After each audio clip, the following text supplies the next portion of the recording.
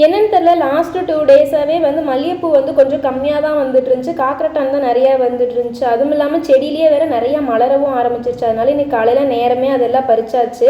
இப்போ இருந்து பறித்து சேமித்து வச்சோன்னா தான் அடுத்த ஆடி 18க்கு எல்லாமே சரியாக இருக்கும். கூடவே அக்கா வீட்லேயே வந்து கொஞ்சம் ஒர்க்கெல்லாம் இருந்துச்சு, அங்கே முடிச்சுட்டு எங்கள் வீட்டில் பொறுமையாக செஞ்சுக்கலாம் அப்படின்னு சொல்லி போட்டு வந்தாச்சு. மோஸ்ட்லி அக்கா எந்த வேலையை வச்சுட்டு போக மாட்டேன், 1-2 மேலே மட்டும்தான் நான் செஞ்சு வைப்பேன்.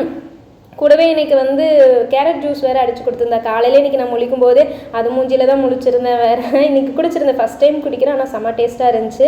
இன்றைக்கி செடிங்கள்லாம் கொஞ்சம் டல் ஆகிட்ட மாதிரி ஒரு ஃபீலிங், ஏன்னா வெயில் வேறு ஜாஸ்தியாக இருக்கா. அதனால சரி கொஞ்சம் உரம் போட்டு விட்டுறலாம், அப்போ தான் தண்ணியை தக்க வச்சுக்கும் அப்படின்னு சொல்லிட்டு அங்கேருந்து காஞ்ச சாணியெல்லாம் எடுத்துகிட்டு வந்து ஒவ்வொரு செடிக்காக போட்டு விட்டுட்டு இருந்தேன்.